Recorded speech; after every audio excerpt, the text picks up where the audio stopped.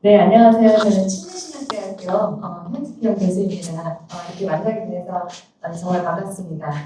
제가 자규모에 속해 있긴 한데 다른 활동으로 제가 이렇게 열심히 아까 전에 우리 교수님께서 말씀하셨듯이 제가 지금 뭐 성교육뿐만 아니라 이제 세계관 관련된 그런 이슈들 그리고 글로벌한 국제적인 여러 가지 이제 문제들이 많지 않습니까? 우리나라만의 문제는 아니거든요. 그래서 그런 것 관련해 가지고 한 6년, 7년 이렇게 계속 이제 파고들고 했던 것 같습니다. 그래서 오늘은 제 주제가 성교육이긴 한데 성교육 얘기만이 아니라 이거는 결국은 이념 문제거든요. 이데올로기의 어떤 하나의 열매로서 드러난 게 이제 성 문제고 성교육이기 때문에 좀 더 큰 이야기를 좀 여러분하고 나누도록 하겠습니다. 간단하게 제 소개를 하자면 저는 이제 영문학을 전공을 했고요. 그래서 미국에서 90년대, 2000년대 그때 공부를 하면서 인문학계가 그렇지 않습니까? 그냥 다 좌파 교육했거든요. 그때 이제 마르크스를 읽었고 문학이지만 문학 작품 읽기보다는 사상 공부를 거의 했습니다. 그래서 사상을 이제 완전히 이제 머릿속에 넣고 이제 그 당시 이제 포스트 모더니즘이나 그런 걸 많이 했으니까 그래서 뭐 데리다니 이제 푸코니 그런 거 굉장히 많이 읽었어요. 그래서 그거를 통해서 문학 작품을 뒤집어 읽는 거예요. 맨날 우리 뒤집는 거 좋아하잖아요, 좌파들. 전복시키고 뒤집고 이제 그런 어떻게 문학 작품을 뒤집어 읽을까, 새로 읽을까, 다시 읽을까 이제 그런 것들을 이제 많이 공부를 했던 것 같아요. 그리고 이제 막판에는 이제 그 당시 이제 이슈들이 젠더, 페미니즘 그런 게 이슈가 많이 됐기 때문에 저도 이제 그런 흐름 속에서 페미니즘 공부, 저 젠더 공부를 굉장히 많이 했었습니다. 그러니까 제가 공부할 때는 완전 저는 그냥 좌파 사상에 완전 이제 그냥 쩔어 있었던 이제 공부하다 보니까 그렇잖아요. 다 언어가 그 언어밖에 없기 때문에 그래서 이제 거기서 그렇게 쩔어서 이렇게 있다가 한국 와서 어느 순간 보니까 이게 완전히 거짓이라는 거를 제가 이제 깨닫게 됐고, 그래서 굉장히 그 배신감과 충격과 그건 이제 이루 말할 수 없었던 것 같아요. 그게 제가 2016년도에 비로소, 제가 그것을 알고 다 지금 내려놓기로 제가 그때 결단을 했었거든요. 그래서 더 이상 이거와 관련된 뭐 젠더니 포스트 모더니즘 이런 얘네들이 쓰는 언어를 사용하지 않겠다라고 이제 하고 보니까 문제가 논문을 써도 어디 게재할 데가 없는 거죠. 왜냐면 학계가 다 그 언어잖아요. 그 언어가 아니면 나올 데가 없고 그래서 굉장히 그거 가지고 고민을 많이 했는데 이렇게 이쪽으로 제가 계속 연구를 하고 하다 보니까 어찌어찌 또 이쪽으로 또 찾으니까 또 몇 군데 좀 학회지가 논문이 좀 게재가 될 수 있는 통로가 이제 제가 찾게 돼가지고 그쪽으로 좀 열심히 활동을 하고 있고 그리고 이제 지금 이제 동성애 저도 이제 그쪽을 시작을 했는데 거기에도 이제 의학계나 법학계나 이제 관련된 교수님들이 많으시죠. 그래서 그분들이 이제 어디도 이제 학계에 논문 낼 만한 이제 학회지가 별로 없으니까 우리가 만들자.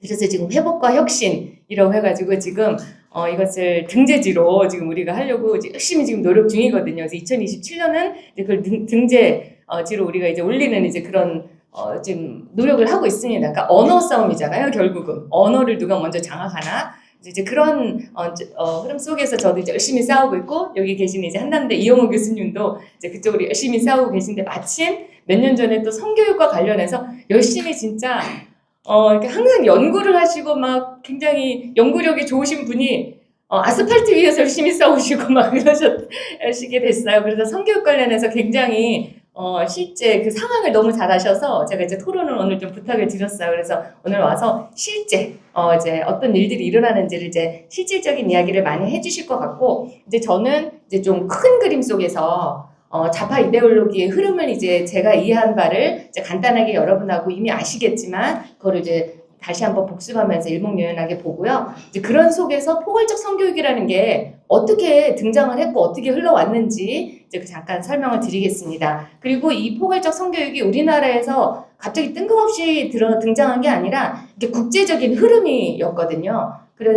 결국 이제 유엔을 통해서 이 포괄적 성교육이라는 것들이 논의가 시작이 됐고, 그래서 전략적으로 그런 것들에 대한 이제 연구가 시작됐고, 보고서가 만들어지면서 많은 국가들에게 그걸 이제 시행하도록 막 이제 밀어붙이는 그런 속에서 우리나라가 굉장히 뭐 진보라면 되게 좋아하잖아요. 아, 이게 국제적인 흐름이구나. 그래서 그걸 100% 수용을 하면서 포괄적 성교육이라는 것들이 이제 들어오게 됐고, 그래서 많은 교과서도 이제 이미 많이 그런 성교육의 어떤 그런 내용을 다 담고 있습니다. 그래서 국제적으로 어떻게 확산이 됐고 우리나라 교육과정과 우리나라의 정책에 어떻게 이것들이 들어왔는지를 한번 큰 그림을 제가 이제 보여드리도록 하겠습니다. 네, 그러면 결국은 좌파라는 게 이제 마르크스에서 본격적으로 시작이 됐죠. 그 전에 어떤 이런 언어들은 있었는데 이제 계몽주의 후반에 이제 어떤 유물론이나 이제 그런 것들이 논의가 되면서 본격적으로 사람들이 인간에 굉장히 집중하기 시작하지 않았습니까? 그리고 인간은 선하다.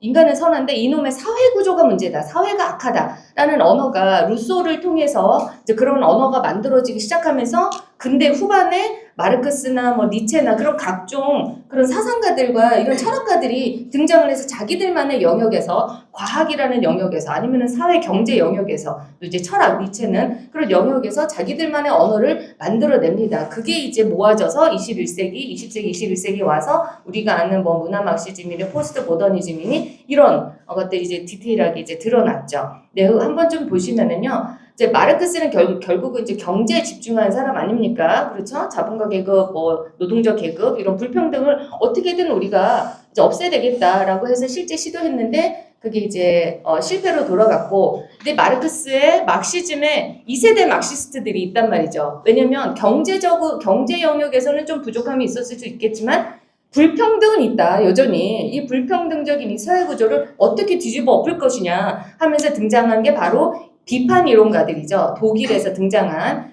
우리들은 그냥 문화 막시즘이라고 문화 막시스트라고 하지만 이제 critical theory 비판 이론이라고 이야기를 합니다. 그 사람들은 이제 독일에서 활동하는 2세대 막시스트. 이 사람들은 모든 사회 구조의 어떤 불평등을 다 아우르는 그런 이제 언어를 만들어냈고, 그래서 피어갑자와 억압자가 있다. 그러니까 피어갑자들이 어떻게든 해방할 수 있게끔 사전에 이 기존의 체제와 그런 것들에 대해서 얼마나 모든 것을 다 싸잡아 비판하기 시작을 하죠. 그래서 제가 미국에서 공부할 때 계속 이제 문화 막시즘, 포스트 모던의 페미니즘, 젠더 이 언어 안에서만 제가 이제 계속 이제 있었던 것 같습니다. 그런 흐름 속에서 등장한 게 20세기 1960년대, 70년대 이제 페미니즘이죠. 불평등을 어디에다만 집중했냐면 남녀의 불평등에만 집중한 거죠. 그러면서 이제 페미니즘이 등장을 했고요. 그리고 이제 니체는 신은 죽었다라고 이제 선언을 한 사람 아니겠습니까? 여기서 말하는 신은 이제 기독교 뭐에서 말하는 하나님을 의미할 수도 있지만요. 여기서 말하는 거는요. 유대 기독교 그 서구 문명의 그 가치 굉장히 유대 기독교적인 문명을 기반으로 하고 있었기 때문에 거기서 나타난 어떤 도덕적인 가치 이런 모든 가치 체계가 이제 무너졌다라는 거거든요.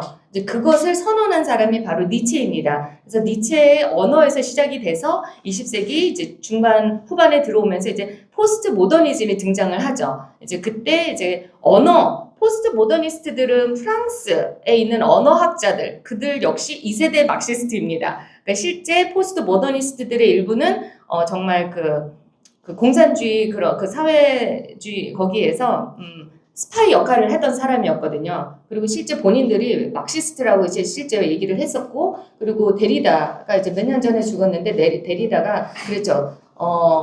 1990년에 그 실제 공산주의가 무너진 것처럼 보였잖아요. 표면적으로는. 공산주의가 무너진 것처럼 보였습니다. 소련이 붕괴가 됐고 동독이 붕괴가 됐을 때 사람들은 다 끝났구나라고 했을 때 데리다는 그렇게 얘기했거든요. 공산주의 영이 아직도 지금 계속 지금 배회하고 있다라고 이야기를 했어요. 1994년도인가에. 그러니까 이 사람은 어떤 막시스트적인 이런 스피릿이 계속 진행이 된다라고 얘기를 계속 하고 있었던 거거든요. 그래서 포스트 모더니즘은 해방이 아니라요. 이 불평등을 만드는 구조, 이 가치 체계 자체를 해체하자라고 하는 게 포스트 모더니즘입니다. 문화 막시즘은 불평등적인 구조에서 억압된 사람들이 해방을 하려고 하는 어떤 그런 시도를 하려고 했었다면은 포스트 모더니즘은 이 자체를 해체하자. 그냥 아예 가치를 없애버리는 거죠. 그러면서 이제 등장한 게 젠더 이데올로기입니다. 젠더는 성이죠, 성. 성에다가 대입을 한 겁니다. 이 가치 해체의 어떤 그 개념을 성별에다가 대입을 한 거예요. 그러니까 성별에 어떤 우리 구조가 있지 않습니까? 당연한 마땅한 자연 질서, 그 질서를 해체하는 게 바로 젠더 이데올로기예요. 그러니까 남녀의 질서, 그렇죠? 당연한 이성의 그런 관계, 그런 거를 해체하는 게 젠더 이데올로기다. 그래서 위에 마르크스에서 이렇게 나온 이제 분파, 문화 막시즘 페미니즘은 억압된 자들을 어떻게든 해방을 할까라는 거에 집중을 했다면, 니체로부터 시작된 이제 포스트 모더니즘 젠더 이데올로기는 기존 가치를 그냥 해체한다. 해방과 해체의 차이. 이제 그렇게 여러분이 아시면 되겠습니다. 그거를 조금 더, 네, 그러면서 결국은 뭐 피어갑자니 여성 해방이니 지금 서구 가치 해체라고 했는데요. 여기서 억압된 자들, 주변부라고 하죠. 중심부, marginalized, margin 이렇게 얘기를 하는데, 그 주변부들에게 그 사람들의 목소리를 들어줘야 된다. 이제는 소위 말하는 보편적인 가치라고 하는 그 보편이라는 그 개념을 만든 사람들도 결국 권력자들이다라는 거죠. 그래서 권력자들을 이제 어떻게 보면 에 의해서 억압된 그 사람들의 목소리가 들려줘야 된다라고 하는 게 지금 포스트 모더니즘입니다. 결국 그래서 소수자 중심 담론이 이때부터 시작이 됐다라고 우리가 볼 수 있겠습니다. 이들을 우리가 다 싸잡아서 이제 좌파 이데올로기다라고 우리가 얘기를 할 수가 있겠죠. 네, 조금 더 자세히 한번 보면은요, 그 흐름을 제가 다 말씀을 드렸는데요. 막시즘을 보면은 일단 문제적인 사회 구조가 자본주의죠. 그러니까 결국은 자본가 계급과 노동자 계급의 이제 불평등에 이제 집중을 했습니다. 그래서 투쟁의 방법이 뭡니까? 해방의 방법이 이제 물리적인 투쟁이었죠. 그러니까 그들의 목표는 자본주의가 붕괴가 돼서 공산화 사회, 즉 유토피아를 만드는 게 그들의 목표였습니다. 근데 이제 20세기 초중반에 와서는요, 자본주의에서 좀 더 확장이 되죠. 서구의 어떤 가치 규범, 그렇죠. 모든 규범을 문제를 삼았습니다. 그러다 보니까 그 안에는 항상 지배 계급이 있고 피지배 계급이 있는 거죠. 어디나 어느 그 공동체나 가정에는 지배 계급은 이제 남편 아니면 아버지가 이제 지배 계급에 해당하는 것일 거고요. 피지배 계급 하면은 아이들, 자녀들 아니면은 와이프나 이제 아내가 이제 피지배 계급이 될 것이고, 학교 가면 선생님 대 학생. 그렇죠. 그리고 아니면은 어디든 이제 노동자 계급 대 자본가 계급도 다 거기 들어가는 거고요. 내국인 대 외국인 다 모든 것들이 다 이런 이제 계급 중심의 어떤 언어로 이들은 이제 보기 시작을 하는 거죠. 그래서 결국은 이들은 이제 문화 헤게모니를 장악을 하려고 한 거 아니겠습니까? 지금 우리가 보는 게 지금 다 그 헤게모니가 장악이 돼서 지금 이런 결과를 우리가 보는 거 아니겠습니까? 그래서 이들의 목표는 뭡니까? 서구 가치 규범에서 해방이 돼서 결국은 이제 정신적인 문화적인 해방을 하자. 그러니까 이 문화적인 해방 중에 하나가 이제 성의 해방이었던 거죠. 억압이 됐었다. 그런 성의 해방을 이제 이들은 굉장히 외쳤던 자들 중에 하나이죠. 그 다음에 이제 페미니즘은 결국은 이 사회 구조를 뭐라고 정의했냐? 가부장제. 남성 중심적인 사회다라고, 가부장제라고 이제 정의를 했고요. 결국은 갈등 구도는 남성 대 여성이고요. 이들은 가부장제 타파. 가부장제, 이걸 어떻게 타파할 것이냐? 가부장제의 근원지는 가정이에요. 그러니까 남편과 아내, 이 관계를 에서 해방이 되면 되는 거거든요. 그럼 어떻게 하면 될까? 제가 여기다 써놨죠. 일단 1차적으로 집에서 뛰쳐나오는 거죠. 이혼. 또 어떻게 보면 가부장제 타파에 이들은 하나의 방법이라고 생각했어요. 그래서 페미니스트들 60년대, 70년대 다 진짜 뛰쳐나왔거든요. 그때 미국의 이혼율이 3배나 높아졌어요. 30년간 60년대 이후로 엄청나게 이혼율이 높아졌습니다. 그러니까 다 이제 뛰쳐나오는 거죠. 그리고 자유 중에 하나가 바로 성적 자유고, 그들을 억압하는 게 바로 성이라고 생각을 했거든요. 둘 다 남녀 똑같이 성적인 자유를 누렸는데 왜 여자만 피해를 입냐는 거죠. 여자만 임신과 출산의 고통에서 벗어날 수 없다. 그거를 굉장히 이들은 억압됐다라고 생각을 했어요. 그러니까 임신과 출산에서 자유로워지는 게 진정한 자유다라고 여성은 얘기를 했죠. 그러니까 임신과 출산에서 자유되려면은 일단 피임이 돼야 될 것이고, 만약에 그게 실패를 한다면 낙태가 이제 어떻게 보면은 이들의 해방의 어떤 수단이 되죠. 그래서 미국에서 73년도죠. 그때 로 대 웨이드 낙태 그 법이 합법화가 되지 않습니까? 낙태가. 그러니까 그게 그만큼 이제 그 당시 페미니스트들의 로비로 인해서 그게 낙태가 합법화가 되거든요. 네, 그리고 이제 결국은 그들이 원하는 거는 여성 해방인 거죠. 뭐 말이 좋아 양성평등이지만 이들이 원하는 양성평등 우리가 원하는 거랑 달라요. 그리고 50대 50을 원하는 거거든요. 너 설거지 했어? 그럼 나는 뭐 빨래 할게. 50대 50. 이제 그런 결과적인 평등을 이들은 원하는 거죠. 우리는 서로 보완해서 같이 어우러져 살자 하는 양성평등을 원하는 거고요. 포스트 모더니즘은 조금 성격이 다르죠. 이들은 문제적인 사회 구조를 이제 거대 담론, 이 모든 이 사회 언어를 통해서 사회를 이해한다고 생각을 했거든요. 이제 기본적으로 포스트 모더니스트들은 언어학자들이었습니다. 왜 언어학자들은 근본적으로 어떻게 생각했냐면요. 언어의 논리, 체계를 이해하면 인간의 사고의 체계를 이해할 수 있다라고 생각을 했거든요. 왜냐하면 우리는 언어에서 벗어나서 생활할 수 없기 때문에 언어로 사고하고 언어로 소통을 하지 않습니까? 그렇기 때문에 이 언어, 이 담론, 그렇죠? 이게 문제다. 왜냐면 이 여기서 말하는 거대 담론, 리우타르가 얘기했죠. 거대 담론이라고 하면요. 이 담론이 뭐냐? 서구 중심의 담론이라는 거죠. 백인 중심의 담론, 남성 중심의 담론. 그러니까 이 담론 자체가 잘못됐다라는 거죠. 거기에서 벗어나야 된다라고 하면서 이제 갈등 구도가 결국은 정상이냐, 주류냐, 비정상이냐 이제 그런 식으로 이들은 얘기를 하기 시작을 합니다. 그러니까 소수자들은 항상 주변부였다. 너네들 뭐 보편적인 뭐 가치라고 하지만 그거는 너네들이 얘기하는 그걸로 인해서 우리를 억압한 어떤 권력의 어떤 언어였던 것뿐이지 그게 진짜 보편적인 뭐 담론이라고 얘기할 수 없다라고 이제 이들은 포스트 모더니스트들은 얘기를 하거든요. 그래서 주변부의 목소리를 이제 듣기 시작을 하는 그러면서 이제 언어를 해체하는 거야. 담론을 해체. 절대적인 진리가 있냐? 아니다. 언어를 통해서는 진리를 알 수 없다. 하면서 언어의 어떤 그런 것들을 다 해체를 하는 게 포스트 모더니스트들의 기본 방향이었거든요. 그래서 이제 거대 담론, 그러니까 예를 들자면 선과 악이 있죠. 남성과 여성이 있죠. 이분법적인 이거를 우리는 선과 악을 나쁘다고 하지 않아요. 이게 질서거든요. 남성과 여성은 질서예요. 그렇죠? 이 질서를 해체를 하겠다라는 거거든요. 거대 담론 해체라는 게 이분법적인 당연히 이원론적인 게 있어요. 근데 그거를 이들은 악으로 봤어요. 악이다. 하나가 다른 하나를 지배하더라 라고 재정의를 해버린 거죠. 왜곡을 시켜버린 거죠. 그러니까 그거를 해체를 해버리니까 질서가 무너지는 거죠. 그렇죠? 남성과 여성의 질서, 선과 악의 질서가 무너지니까 다원화되는 겁니다. 선과 악이 없으니까 너도 선하고 네 말도 선하고 제 말도 선해. 다 다원화. 다원주의가 만들어지는 겁니다. 그래서 여기서 말하는 다양성은요.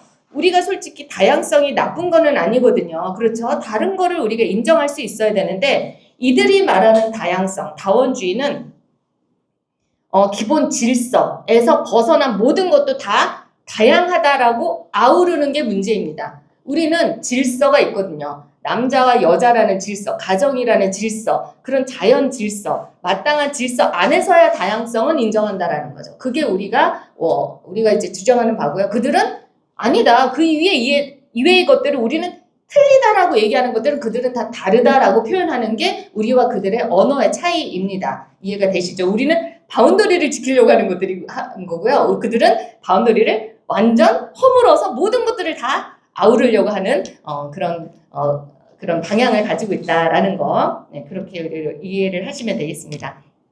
그래서 이제 거기 흐름에서 나온 게 바로 젠더 이데올로지. 결국은 젠더 이데올로기인데 성을 아우르는 거 아니겠습니까? 성에 대한 얘기인데요.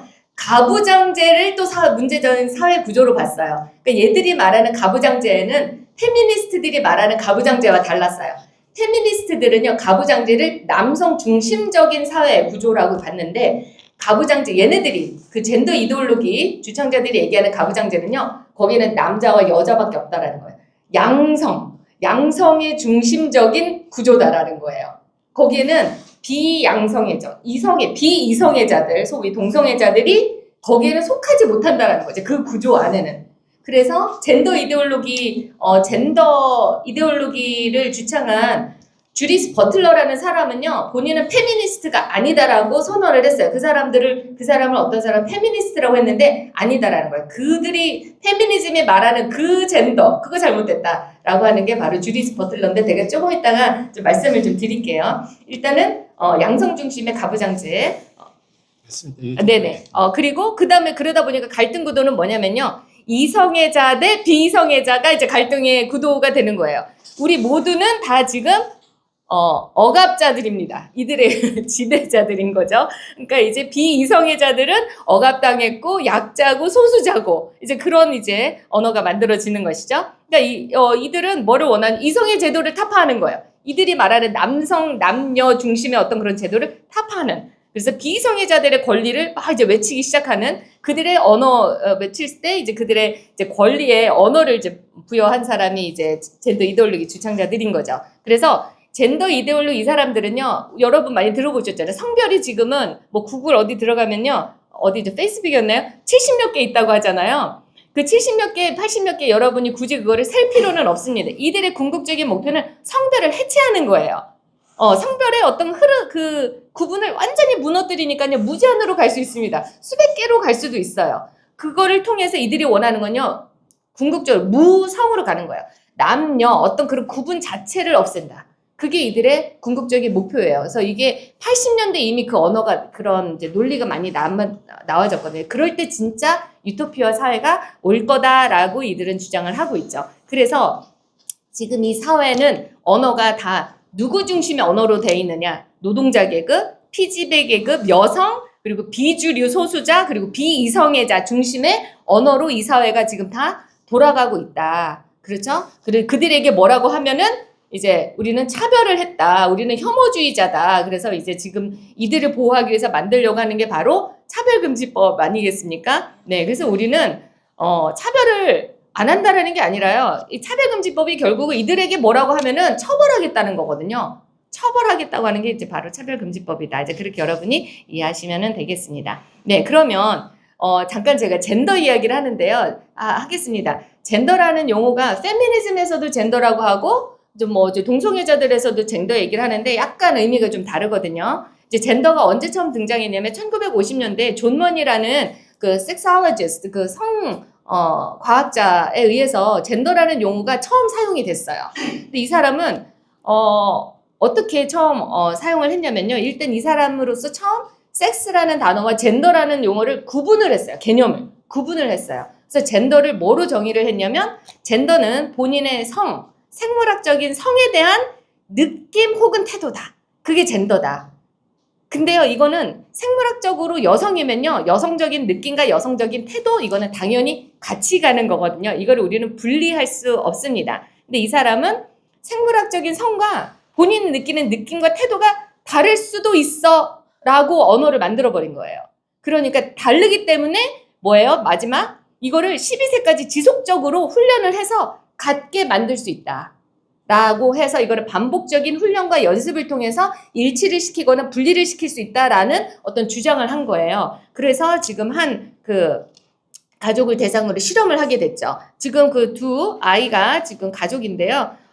라이머 가족인데 그 아이가 쌍둥이거든요. 남자 쌍둥이인데 그 어린 그 여장을 하고 있는 그 드레스를 입고 있는 아이가 어렸을 때 10개월 때 그때 이제 성기 그거 수술을 하다가 사고로 일부 절단이 된 거예요. 그래가지고 이거를 다시 회복을 시키느냐 하는데 그냥 이제 존 머니가 이거를 그냥 떼고 여성으로 우리가 키웁시다. 라고 한 거예요. 그래서 다 오케이를 한 거죠. 그래가지고 계속 12세까지 얘를 이제 여자로 키운 거죠. 여자를 키웠는데 어때요? 얘는 본인은 남자거든요. 그러니까 항상 그 불일치에 대한 그 트라우마가 있었죠. 그러니까 계속 더더욱 이걸 일치시키기 위해서 이상한 행동을 하게 하고 이제 훈련을 계속 시키는 거예요. 그래서 결국은 본인이 이제 남자라는 걸 13살에 알고 이제 본인이 다시 이제 남자로 돌아오게 됩니다. 예, 그런데 이제 그동안 이 12년 동안 너무 이제 가족이 얼마나 다 무너졌겠습니까? 그래서 둘 다 이제 자살을 하거든요. 나중에 성인이 돼서. 그래서 이제 동생도 자살하고 본인도 결혼을 해서 가정을 이루기는 하는데 그 트라우마를 이기지 못하고 이제 자살을 하게 됩니다. 근데 그 자살한 그 결과에 대해서는요, 많은 사람들이 이후까지도 잘 몰랐고요. 이 존 머니가 이야기한 이 구분이 될 수 있고 이거를 다시 일치시킬 수 있다라는 이게 너무나도 센세이션을 일으켜서 그 당시 이게 완전히 이제 엄청난 이제 히트였어요. 그 당시 6, 70년대 이 굉장히 큰 그 분위기였거든요. 그래서 가능하구나라고 이제 다들 믿었죠. 그 용어를 가지고 와서 본인들의 언어로 만드는 게 이제 바로 페미니스트들이거든요. 그래서 페미니즘은 젠더를 어떻게 정치적으로 활용을 하기 시작을 했냐면요. 일단은 이제 생물학적인 성이 있죠. 이제 우리가 여성으로 태어나거나 남성으로 태어납니다. 근데 이 성이 결국은 사회구조, 잘못된 사회구조적 이 불평등, 남성 중심적인 이 가부장제로 인해서 본인이 원하지 않은 어떤 여성성, 남성성으로 구성이 된다라는 거예요. 그러니까 생물학적으로 내가 여성으로 태어났어요. 근데 사회가 굉장히 남성 중심적인 사회가 여자에게 계속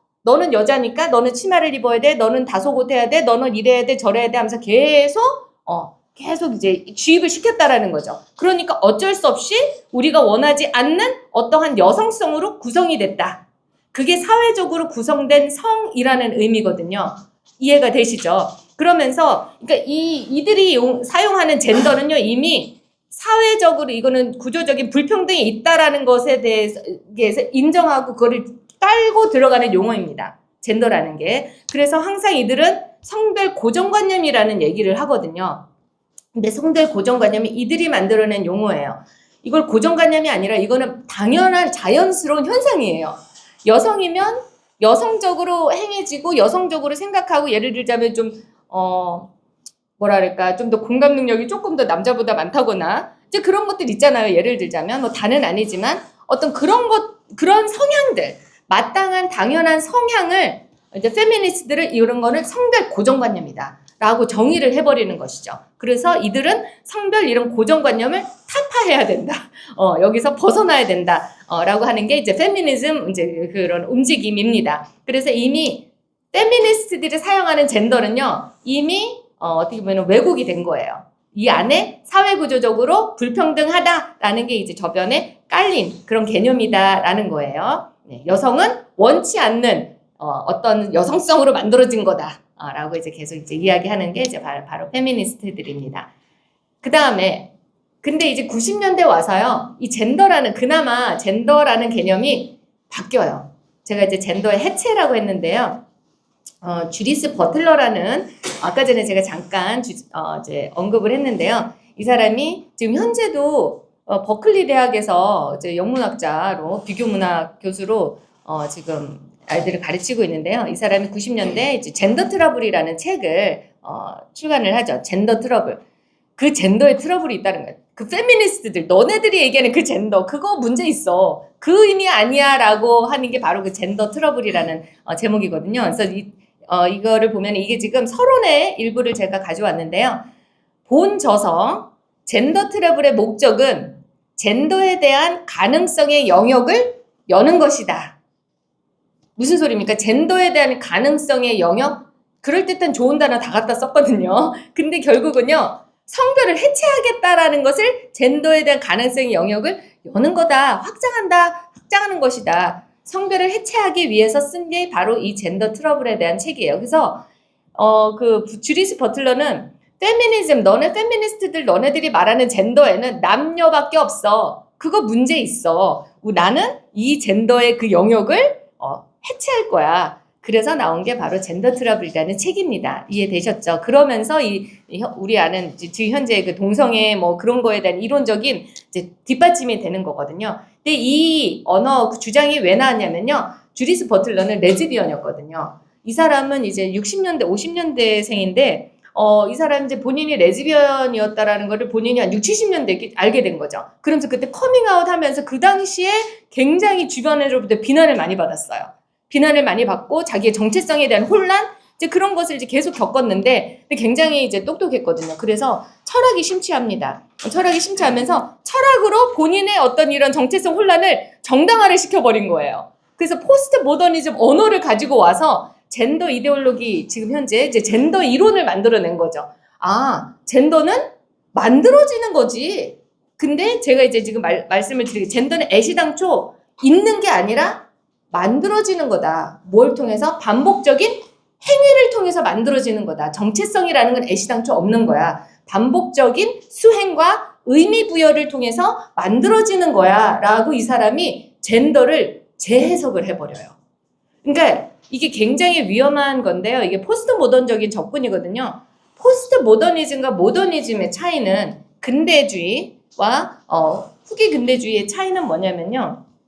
근데 모더니즘은 실제라는 건 있다라는 거죠. 우리가 인지하든 안 하든 실제라는 건 있는 거예요. 그래서 근대주의는 이 실제가 어떻게 생겼고 이게 무엇인지를 이해하려고 노력하는 이게 이제 근대주의적인 방법, 모더니즘적인 방법이라 하면은 포스트 모더니즘은 뭐냐면 실제 그거는 없어. 내가 인지할 때 비로소 그게 실제인 거야. 내가 거기에 의미 부여를 할 때 비로소 이게 실제로서 존재하는 거야. 내가 없다고 하면 없는 거야. 라고 하는 게 포스트 모던적인 접근이거든요. 그러니까 애시당초 정체성이라는 건 없는 거예요. 내가 의미 부여를 할 때 비로소 정체성이라는 게 형성이 되는 겁니다. 이해가 되시죠? 그러니까 완전히 뒤집어진 거죠. 그거를 그대로 성에다가 적용을 한 거예요. 반복적인 수행을 통해서, 행동을 통해서 의미 부여를 하는 거예요. 내 몸을 다른 사람의 어떤 관계를 통해서 계속 의미를 부여를 하는 거죠. 그럴 때 비로소 나의 성적인 방향성, 내가 누구를 좋아하는지, 내가 누구한테 끌리는지를 내가 알게 되는 거죠. 그럼으로써 비로소 정체성이 만들어지는 거다. 라고 해서 다양한 젠더 정체성이 형성이 될 수 있는 그런 베이스를 만들어낸 거예요. 남자니까 남성적으로 우리가 행동하고 이성을 사랑해서 결혼해서 가정을 꾸리고 그거는요, 애시당초 정체성이 있는 상태에서 이루어지는 거거든요. 근데 이 사람은 뭐예요? 내가 먼저 행위를 하는 거예요. 의미 부여를 해. 그러고 나서 정체성이 만들어져요. 근데 내가 의미 부여가 이성한테만 끌리는 게 아니라 동성한테도 끌리는 거예요. 그러면 나는 동성애자구나. 이제 그렇게 되는 거죠. 나는 레즈비언이구나 하면서 정체성이 나중에 만들어지는 거죠. 근데 이성애나 동성애한테만 끌리지 않을 수 있다는 게 문제라는 거죠. 동물한테도 끌릴 수 있잖아요. 그렇죠? 그리고 심지어는요. 인간이 아닌, 그렇죠? 비인간의 어떤 존재한테도 끌릴 수 있는 거예요. 그러면 그러고 나서 이제 정체성이 이후에 만들어지는 거거든요. 이 사람은요, 이게 가능할 수 있는 모든 그런 것들 영역을 열어놔버리는 게 이 사람의 이제 굉장히 큰 위험성이다. 라고 여러분이 아시면 돼요. 이 사람이 뭐라고 했냐면 그 책에서 젠더 수행성이 뭐냐면 젠더적 표현, 언어적 표현, 행동 있잖아요. 반복적으로 내가 나는 양성애자, 나는 이 사람도 좋고 저 사람도 좋아. 반복적으로 그런 언어를 표현을 하는 것 뒤에 젠더 정체성이라는 건 애시당초 없다라는 거예요. 젠더 정체성은 소위 정체성의 결과물이라고 불리는 바로 그 표현에 의해서 수행적으로 구성된다. 이해가 되셨나요? 정체성이 애시당초 있는 게 아니라요. 우리가 소위 말하는 표현, 이건 결과물이에요. 우리는 원래 정체성이 먼저 있고 정체성으로 인해서 어떤 표현을 하는 거죠. 그건 결과물인 거죠. 근데 이 사람은 표현, 결과물이라는 이런 거에 의해서 우선적으로 수행적으로 구성되고 나서 정체성이 만들어지는 거야. 반대로 얘기를 한 거예요. 이해가 되시죠? 네. 저는 이거를 이해하는데 몇 년 걸렸던 것 같아요. 이해가 안 돼가지고. 상식을 벗어나잖아요. 이게 무슨 소리지?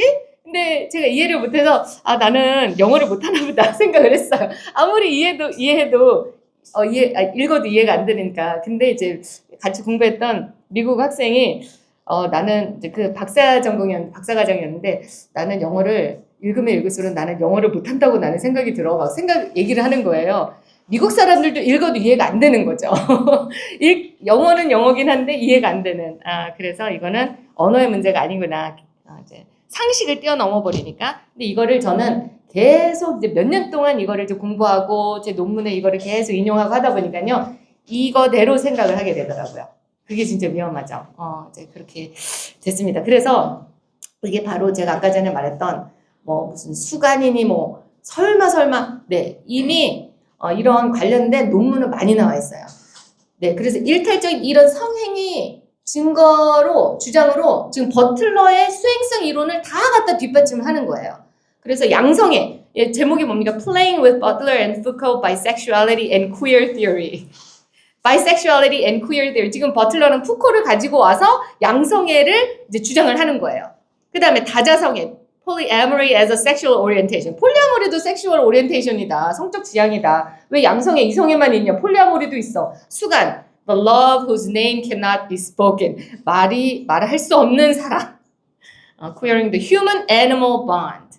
이런 식의 논문이 2010년도에 나왔습니다. 심지어는요, 시체성애와 관련된 논문도 나왔어요. Performing necrophilia가 시체성애거든요. 네. 그러니까 지금 이게 버틀러의 문제는 뭐냐면 모든 바운드를 해체를 해버렸다라는 거예요. 그러니까 이런 모든 언어들이 실제 만들어질 수 있는 근거를 만들었다. 그래서 굉장히 위험한 사람이죠. 네, 그래서 제가 지금 잠깐 좌파 이데올로기와 이제 젠더 이데올로기까지 제가 이제 언급을 했는데요. 그러니까 아까 전에 말씀드렸던 주디스 버틀러는요, 극좌야, 극좌. 그 사람은 진짜 극단적인, 그래서 아예 무정부주의자라고까지 본인이 얘기를 해요. 그 정도로 극좌다라고. 그런 사람이 이 언어를 만들어서요, 완전 영문학계를 완전 장악을 했어요. 네, 그래서 그 사람은 영문학계, 인문학계에서는 슈퍼스타거든요. 그 사람을 못 모셔서 안달이죠, 지금. 그래서 우리나라에도 몇 년 전에 경희대에서 모시려고 했다가 우리 학부모들, 보수, 우파 분들이요, 난리를 펴서 못 왔어요. 난리를 펴서. 네, 이제 그런 일들이 있었습니다. 네. 네? 네. 네. 지금 몇 시죠, 제가? 아니, 계속하세요. 괜찮아요. 알겠습니다. 네네네. 그러면은 이제 본격적으로 이제 성교육 얘기를 하겠는데요. 지금 유엔은 언어 자체가요, 완전 좌파 언어로 이제 완전히 포장이 된 이제 그런 기구다라고 여러분 아시면 되는데, 제가 그거를 좀 알려드릴게요. 알려드리도록 하겠습니다. 유엔이 어떻게 발전이 됐는지 여러분도 이제 아시겠지만, 그리고 잠깐만 정리를 하면요. 41년도에서 5년도까지 이제 설립의 준비를 합니다. 그래서 45년도에 유엔이 설립이 되거든요. 그때 이제 1차 세계대전, 2차 세계대전 지나고, 그 다음에 이제 홀로코스트 지나고, 이런 일들이 있을 수 없다 해가지고 인간의 이제 인권을 보호하기 위해서 이제 강력한 국제기구가 필요하다 해서 만들어진 단체입니다. 기구입니다. 그러면서 이제 45년도부터요, 90년까지, 80년대까지는요, 결국은 이들이 싸우려고 했던 게 냉전 종식이거든요. 그렇죠? 그래서 지금, 유엔 내에 이런 여러분 보시면, 안보리 상임 이사국이 지금 5개국이 있죠. 미, 소, 영, 푸, 중. 지금 이 상임 이사국이 이제 5개국이 있었는데요. 이들이, 이제 안보리, 안전보장 이사회, 이 안에 있는 상임 이사국, 이들이 5개 국가가 항상 전체 합의가 돼야지 뭔가 일이 일어날 수 있거든요. 전체 합의가 돼야지. 그래서 어떤 유엔군을 보낸다. 그것도 5개국이 다 합의가 돼야 유엔국을 보낼 수 있는 거예요. 유엔군을. 근데 이제 우리나라가 그 남북 전쟁 때 유엔군이 와서 도와주지 않았습니까? 근데 여기서 미소 영프 중에서 어느 국가는 분명히 반대를 했을 거거든요. 어디에서 반대했겠습니까? 당연히 소련에서 반대했어요. 이 당시 중국은요, 지금의 중국 공산당 그 인민공화국이 아니에요. 그 당시 중국은. 네, 그래서 소련이 당연히 반대를 했어야 됐어요. 그러면 우리나라에 유엔군이 들어올 수가 없었는데, 그 당시 워낙 이제 국제 정세가 너무 이제 복잡하고 하다 보니까 소련이 보이콧을 하고 있었거든요. 나 안 가. 나 거기 가서 목소리를 낼 수 없어. 라고 했는데, 보이콧을 하고 있는 그때 시점에 이때다. 해서 한국에 남한의 유엔군을 보내자 해서 4개국이 다 그냥 오케이를 한 거예요. 그래서 오게 됐어요. 그러고 나서 이제 소련이 아차 싶어서 그 다음부터 절대 안 빠졌죠. 그 회의에. 그래서 우리가 아주 운 좋게 그런 도움을 받게 됐던 것 같습니다. 네, 그래서 이 당시 90년, 80년대까지만요, 냉전 종식이 유엔에 굉장히 큰 이제 그 이슈였다, 어젠다였다라는 거예요. 근데 이제 90년부터요, 유엔이 이제 분위기가 바뀌어요. 왜냐면 냉전이 종식이 되다 보니까 진짜 큰 이 전체 모든 회원국들이 아우를 수 있는 어젠다가 이제 없어진 거거든요. 그러면 어떻게 할 것이냐, 뭘 가지고 우리가 그러면 논의를 할 것이냐 하는 그런 흐름 속에서 새로운 인권에 대한 개념이 등장을 합니다. 근데 이 인권이라는 개념이 새로 등장했다라기보다도 80년대까지 계속 내부적으로 논의는 됐지만 워낙 큰 이슈가 있었기 때문에 그런 것들이 드러나지 않았었거든요. 근데 90년대부터 본격적으로 아니야, 냉전만의 문제가 아니라 지금 뭐 아동인권도 문제고 여성인권도 문제고 무슨 뭐 장애인 인권도 여러 가지 여러 인권 문제들이 많아. 그런 것들을 우리가 논의해야지. 그리고 이때 환경 문제도 본격적으로 다루기 시작을 했어요. 예전에 여기 우리 기후 위기 관련해서 아마 세미나를 한 걸로 아는데요. 유엔에서 이미 70 몇 년도에 기후 기구 만들었거든요. 만들었는데 그때는 드러나지 않았어요. 왜냐면 다른 게 하도 이슈가 되니까. 근데 이때 90년대부터 본격적으로 그거를 논의를 하게 됩니다. 그러면서 문제가 요 밑에 국제사회, 인권에 대한 국제사회 역할이 강화가 되는데요. 회원국들의 목소리보다 NGO 단체들, 재단들, 국제 그런 전문 다른 기구들이나 전문가들이 목소리를 내기 시작을 하는 거예요. 회원국들은 자국의 이익을 위해서 가서 이제 논의를 할 뿐이지, 뭐 전 세계 어떤 이슈가 뭔지 그걸 회원국들 머릿속에서 나오진 않거든요. 그리고 서로 이게 논의가 합의가 잘 안 돼요. 그러다 보니까 NGO 단체들, 그 중에 이제 대표적인 유엔 초창기부터 있었던 재단이 이제 록펠러 재단. 록펠러 재단이 유엔 초창기부터 함께 했거든요. 회원국이 아니잖아요. 그냥 민간 재단이잖아요. 어떻게 보면. 근데 민간 재단이지만 굉장히 큰 유엔의 역할을 많이 합니다. 그래서 유엔을 통해서 인구 조절이 많이 됐거든요. 전 세계적으로 인구 통제가 됐는데 우리나라는 산하 제한이라는 이름으로 가족 계획이라는 이름으로 인구 조절이 됐죠. 근데 우리가 자체적으로 자발적으로 했다기보다는 이게 국제적인 흐름이었거든요. 그래서 가난한 국가나 그런 개발도상국가의 인구를 조절을 해야 된다. 해서 이제 앞장서서 유엔에서 이제 밀어붙일 때 우리나라가 인구 조절을 어떻게 보면 당한 케이스인 거예요. 나중에 알고 보니까 이제 그런 일이 있죠. 근데 인구 조절에 엄청난 재정 지원을 한 사람이 바로 록펠러거든요. 그 사람이 이제 뭐 백신이니 여러 가지 그런 걸 만들었는데 결국은 그게 인류의 질을 향상을 시킬 거라고 본인이 실제 믿었던 것 같아요. 그게 이제 그 당시 트렌드였거든요. 이제 이런 식으로 NGO와 재단들이 실제 유엔과 함께 했는데 90년대 이후부터 본격적으로 그들의 이제 활동이 굉장히 활발해졌다라는 거예요. 그리고 이제 2015년 이후부터는 이제 초국가적으로 환경 문제 굉장히 드러내면서 이제 파리 협약이니 기후 그런 협약들 막 내면서 글로벌 의제로 막 이제 드러내면서 지금 이제 지속 가능 발전 목표 혹시 들어보셨나 모르겠습니다. 유엔에서 파리 기후 협정 이제 이런 것들이 이제 미국은 막 탈퇴하고 막 그랬죠. 이제 굉장히 이슈들이 많은데 지금은 굉장히 다양한 글로벌 이슈를 가지고 유엔에서 이제 논의를 하고 있다라는 거예요. 그래서 제가 지금 다시 한번 좀 말씀을 드리자면 언제부터 유엔이 이상하게 전환이 됐느냐? 90년대 냉전 종식 이후부터 유엔 안에 여러 가지 어젠다들이 등장을 하는데 이 어젠다를 누가 이제 내기 시작을 하냐면요. NGO 단체들과 재단들이 굉장히 큰 목소리를 내기 시작을 했다라는 거예요. 그들이 초안을 작성하고 그들의 방향성을 이렇게 냅니다. 전문가의 이름으로 그럼 그거를 그대로 유엔에서 받아들여서 이제 각 뭐 총회나 뭐 경제사회 이사회나 그런 데서 논의를 하는 거죠. 그리고 각종 대회를 열면서 그러면서 지금 어떤 형태가 돼버렸냐면요. 원래는 유엔이라는 기구는 어떤 무슨 정치적인 성격이 있는 곳은 아니에요. 왜냐면은 190 몇 개 회원국들이 모였는데 이거 어떻게 이게 하나가 될 수 있습니까? 그러니까 서로 견제를 하는 거죠. 균형 맞추는 그런 견제할 수 있는 그런 장 역할을 한 게 유엔이었는데 90년대 이후부터는요. 유엔 자체가 하나의 어떤 권력의 장이 돼버립니다. 그러면서 많은 회원국들이 거기 이제 종속이 돼버리는 안 하면 안 되는 뭔가 그들이 이제 얘기하는 것을 우리가 들을 수밖에 없는 그런 흐름으로 유엔이 지금 가고 있다라는 거예요. 근데 그러면서 유엔의 체계를 조금만 제가 더 설명을 드리자면요. 이건 어떤 전문가 분이 이제 이렇게 정리를 좀 하셨더라고요. 근데 그거에 제가 굉장히 동의를 해서 이제 가져왔습니다. 유엔을 제1유엔, 제2유엔, 제3유엔으로 이분이 이제 나눠서 이제 설명을 하는데요. 이거는 보이지 않는 그런 이제 체계입니다. 그거를 이분은 이렇게 나눴는데 제1유엔 하면 우리가 보통 얘기하는 회원국 190 몇 개 회원국 그 이제 제1유엔으로 본 거죠.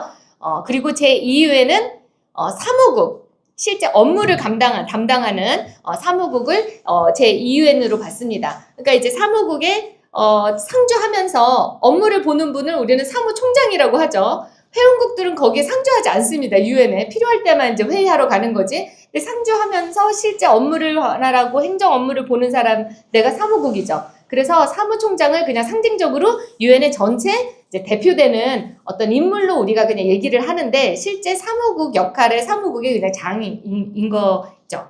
네, 근데 우리가 보일 때는 실질적으로 제1유엔과 제2유엔만 보여요. 근데 실질적인 일을 하는 데가 바로 제3유엔이라는 거예요. 왜냐하면 알맹이가 있어야 되잖아요. 어젠다가 만들어져야 되잖아요. 어디서 만드느냐 하는 거죠. 바로 이 3유엔이라는 싱크탱크들, 전문가들, 학자들 그런 사람들이 여기 다 들어와 있어요. 그리고 NGO 단체들, 기업가들, 언론들. 그러니까 왜냐하면 이게 유엔이 돈이 필요하잖아요. 돈. 돈을 통해서 이게 뭔가 돌아야 되는데 회원국들도 우리도 이제 얼마 분담금을 내도록 돼 있어요. 근데 솔직히 안 내도 그만이에요. 내가 동의하지 않는다 그러면 안 내요. 그런데 우리나라는 진짜 얼마나 착실하게 많이 내는지 굉장히 많이 내고 있습니다. 근데 안 내는 국가들도 많고 가난한 국가들도 많다 보니까 유엔이 실제 어떤 기구들이 운영이 될 때 굉장히 어려움이 많대요. 그러면은 누군가가 NGO 재단들이 돈을 확 기부를 해요. 그럼 어때요?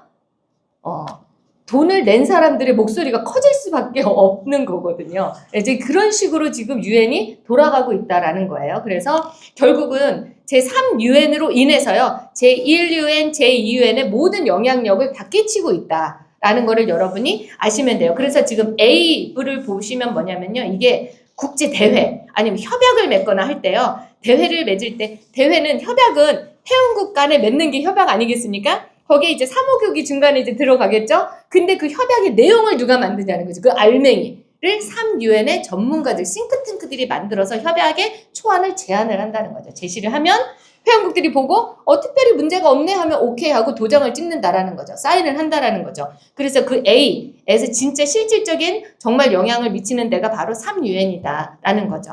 그걸 여러분이 아시면 되겠습니다. 그거를 제가 조금 더 설명을 드리기 전에 포괄적 성교육, 오늘의 주제가 이거니까 이런 같이 흐름을 보면서 가겠습니다. 포괄적 성교육이 언제부터 시작이 됐느냐?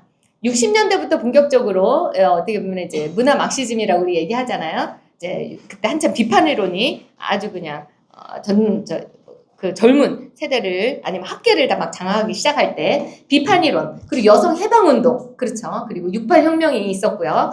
그리고요, 피임약이 1960년에 출시가 돼요.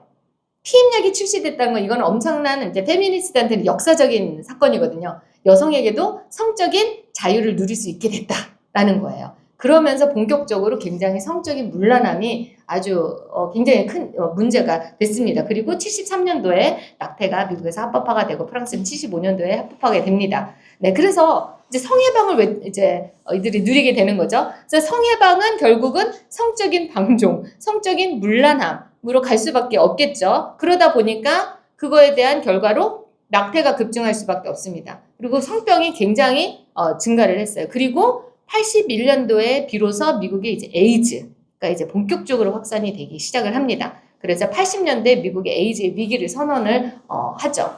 그러면 이쯤 되면요, 그럼 제대로 된 성교육을 해야 되겠다. 절제와 책임을 가르쳐야 되겠다라고 우리가 생각을 할 텐데, 그게 아니라 그래, 그러면은 하긴 하되 안전하게 하는 방법을 가르쳐주자 해서 등장한 게 바로 세이프 섹스 교육이에요. 그래서 피임과 이제 그 예방, 어떻게 피임을 할 것이냐, 이제 거기에 집중된 그런 교육이 이제 성교육으로 이제 본격적으로 등장을 합니다. 근데 그것만 가르쳐서 될 문제가 아니에요. 예방 피임 교육도 해야 되지만 성적인 권리, 동의하에, 합의하에 했으면 괜찮다라는 어떤 동의의 개념이 등장을 하고요. 그때 이제 본격적으로 성적인 다양성, 양성애자도 있을 수도 있고요. 그 다양성을 존중하라라는 어떤 그런 이제 언어가 만들어져요. 그러면서 이제 건강하게 동의하에 건강하게 성관계를 해라. 이런 모든 것들을 포괄적으로 가르쳐야 된다 하면서 등장한 게 바로 포괄적인 성교육이 됩니다. 근데 이제 이게 본격적으로 이제 미국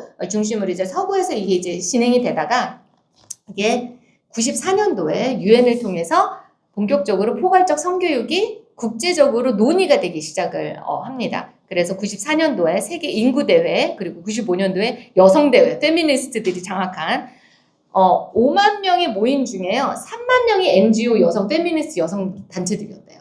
그리고 나머지 100몇십 개국은 회원국들이 모였고, 뭐 기자들 모이고, 그러니까 반 이상이 NGO 단체들이 장악한 회의가 바로 여성대회다. 그 얘기 조금 제가 말씀을 드릴게요, 더. 그리고 유네스코가, 여러분 유네스코 많이 들어보셨잖아요. 유네스코는 UN 안에 있는 E, education, 교육을 담당하는 기구예요. 그리고 S, 과학을 담당하는 기구입니다. 그리고 유네스코, C, 문화를 담당하는 기구예요. 그래서 교육과 과학과 문화를 담당하는 기구이기 때문에 성교육은 교육 아닙니까? 교육?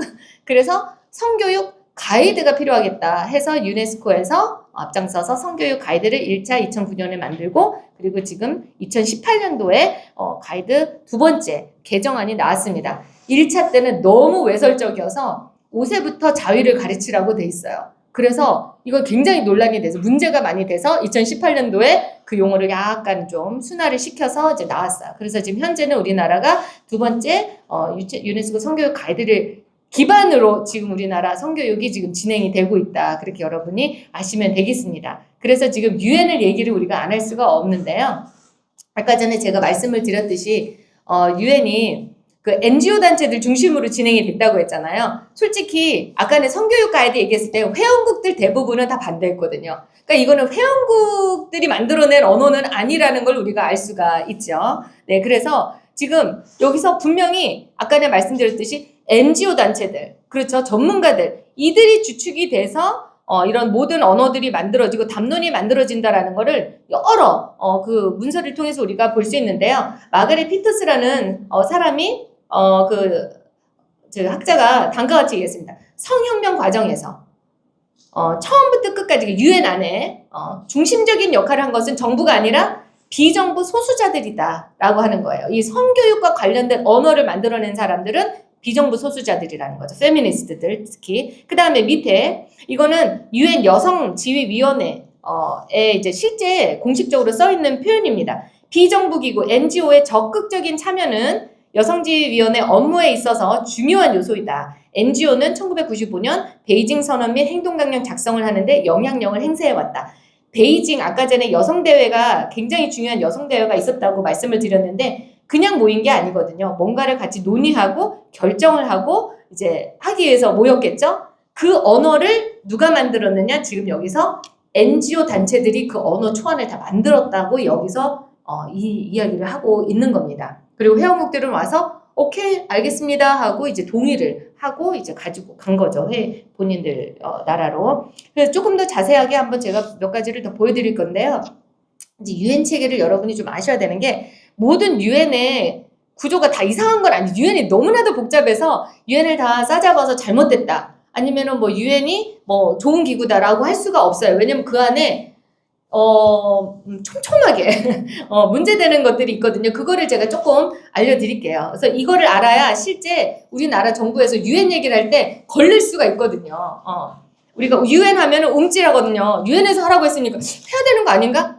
아닌 게 많아요. 네, 그렇기 때문에 무엇은 우리가 받아들여야 되고 무엇은 아닌지를 우리가 이제 오늘 조금 분별을 하고 가도록 하겠습니다. 일단 유엔을요 크게 헌장기구, 조약기구, 국제회의 이렇게 그냥 크게 한번 나눠볼 수 있을 것 같은데 헌장기구는 뭐냐면요.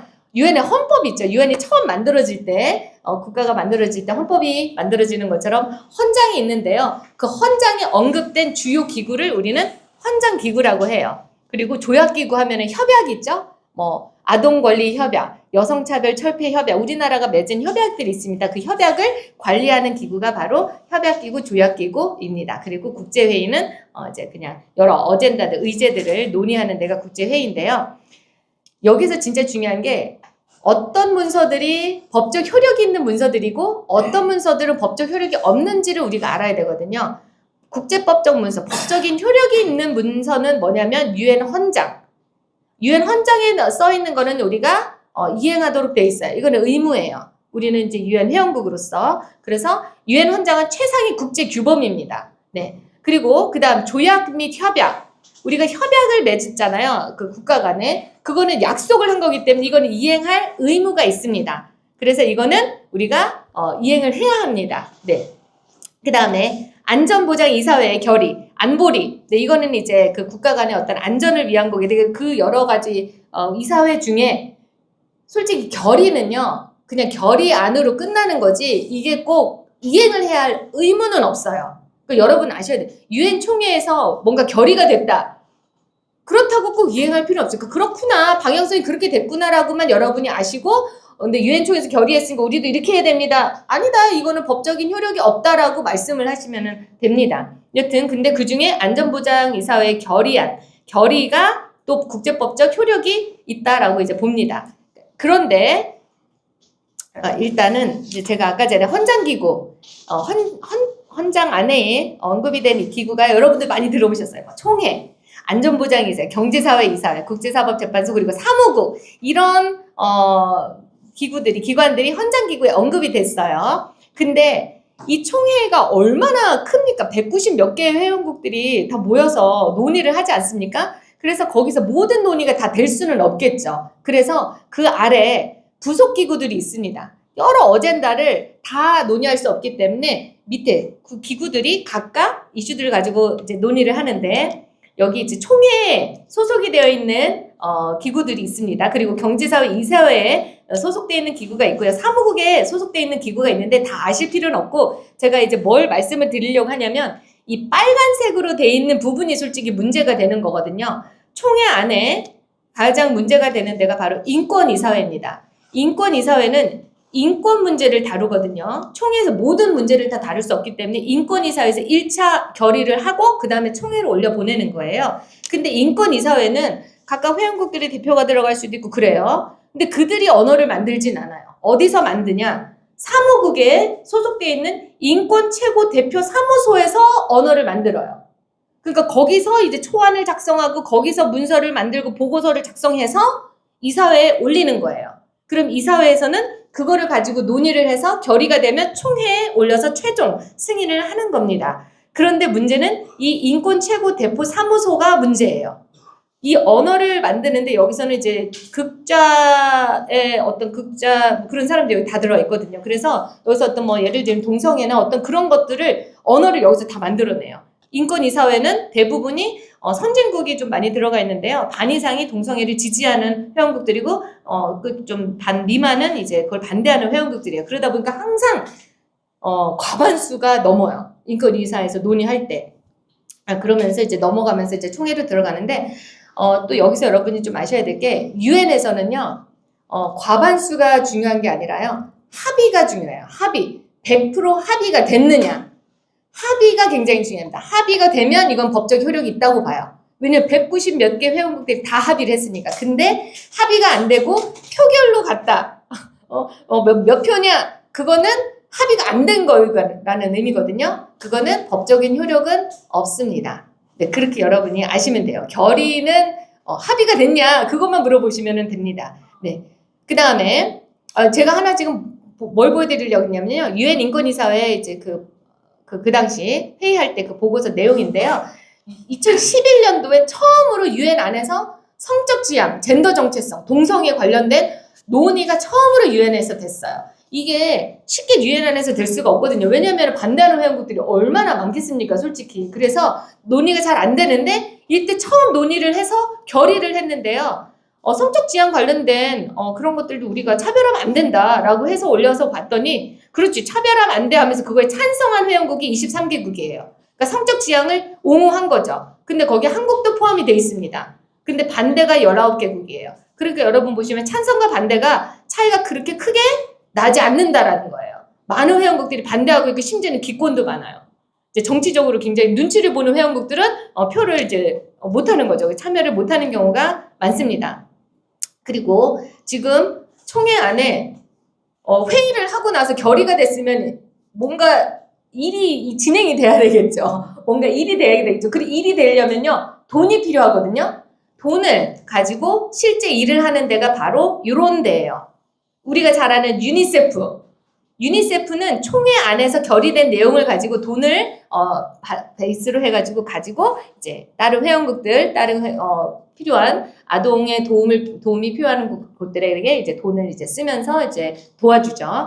유엔 아동기금, 뭐 이렇게 등등등등 이렇게 총회에서 관리 실행하는. 그러니까 이들이 이제 실제 일을 하는 데가 바로 여기예요. 총회는 그냥 결의만 하는 데인 거고 어떻게 보면 그렇게 여러분이 아시면 되겠습니다. 근데 유엔 아동기금 유니세프 우리가 되게 좋다고 생각하는데요. 실제 유니세프 봤더니 굉장히 얘네들도 언어가 잘못됐어요. 그러니까 이런 기구들 여러분 아셔야 되는 게요. 회원국들이 들어가 있는 데는 언어가 굉장히 보편적인, 굉장히 우리가 상식적인 그런 언어를 가지고 논의가 돼요. 근데 문제는 여기에 회원국들이 포함되지 않는 이런 기구들, 전문기구라고 하는 이런 기구들이 문제예요. 거기는 누가 들어가는지 알 수 없어요. 거기는 솔직히 아까 말씀드렸어요. 제3유엔이라고 하는 전문가들이 들어가서 언어를 만드는 데예요, 여기가. 그래서 실제 총회는 문제라기보다는 이 뒤에 있는 기구들이 문제다라고 여러분이 아시면 되겠습니다. 그래서 유니세프에서 2018년도에 하나 책자가 나왔는데 이게 그냥 제가 읽지는 않겠지만 아이들의 온라인 사생활과 표현의 자유.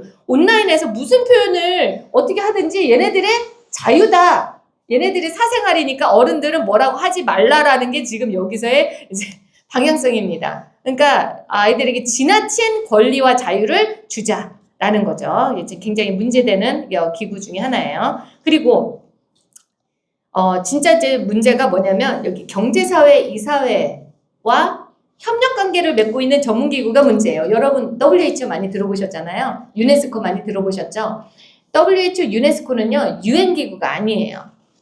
UN에서 일은 하지만 문제는 제가 여기다 써놨죠. 독자적이고 협력 관계를 맺고 있다. 그러니까 얘네는 얘네 나름대로의 따로 이제 법이 있고 규정이 있고 따로 있어요. 재정도 예산도 따르고. 그러니까 따로 운영이 되는 곳이에요. 그렇기 때문에 전혀 유엔의 어떤 그런 거와 이제 전혀 연관이 없는데 문제는 이 전문기구에서 언어를 만들어서 경제사회 이사회로 보냅니다.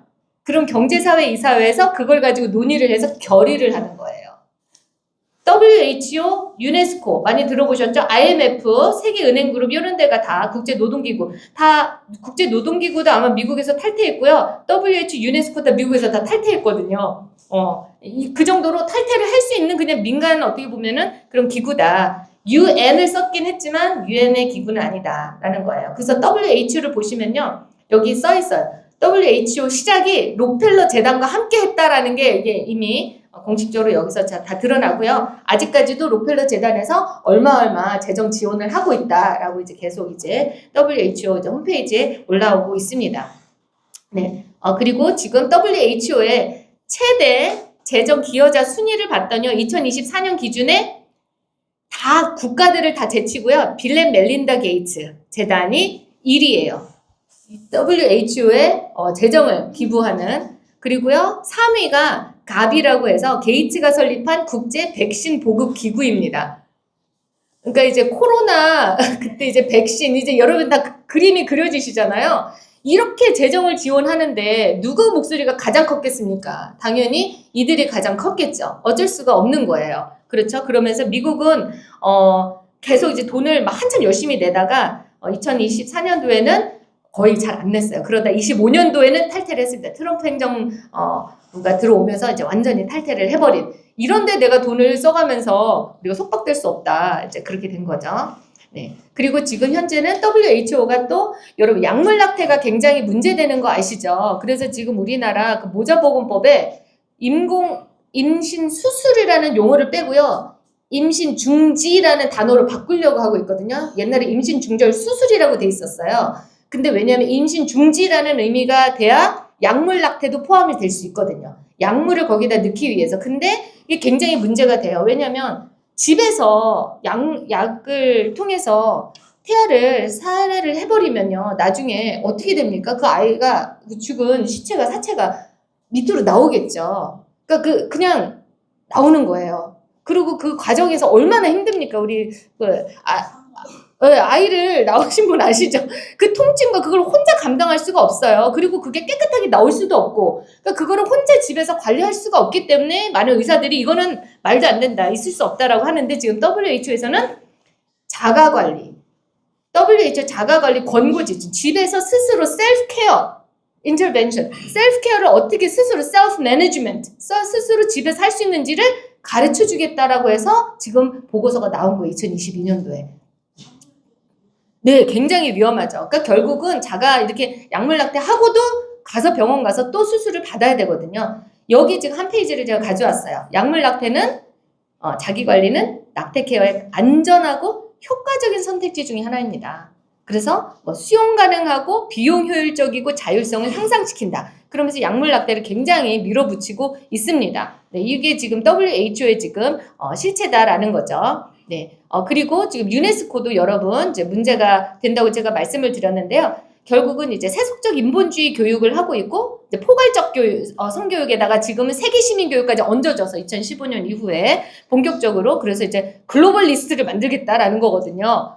이제 그런 식으로 지금 교육이 가고 있고 진화론적 세계관에다가 지금 이제 AI를 엄청 밀어붙이고 있어요. 우리는 지금 AI의 위험성을 지금 우리는 지금 걱정을 해야 되는데 지금 유네스코는 지금 AI를 어떻게 우리가 활용할 것인가. 이제 그리고 환경, 이게 인간 문제다. 왜 인간이 환경을 이 모양 이 꼴로 만들어서 이제 그런 식으로 방향을 가져가고 있고요. 문화는 문화적 상대주의예요. 그러니까 절대적인 자연 질서가 있는데 그걸 완전히 다 붕괴를 시키고 있는 게 이제 유네스코이다라는 거예요. 그래서 이제 글로벌 정체성이라고 얘기를 하고 세계 시민 교육을 얘기를 하고 있지만 결국은요, 이거는 결과적으로 국가 정체성을 약화시키는 결과를 초래하거든요. 그걸 제가 조금 이따가 좀 보여드릴게요. 어떻게 지금 우리나라 교과서가 바뀌고 있는지. 유네스코 목적과 철학에 보면요, 기본 철학은 과학적 세계 인본주의로 범위는 글로벌하고 배경은 진화론적이어야 될 것이다 라고 이제 가고 있습니다. 그래서 글로벌, 근데 1차적으로 이제 나온 게 이제 바로 포괄적 성교육의 가이드라인 아니겠습니까? 네, 이게 2018년도에 수정된 건데요.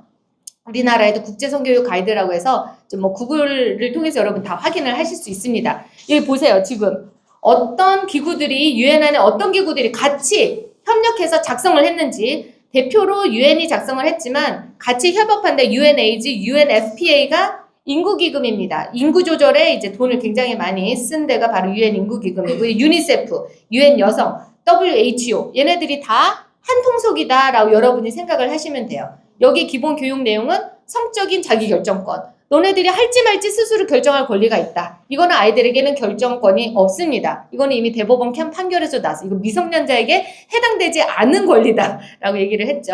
그리고 재생산권, 생식권.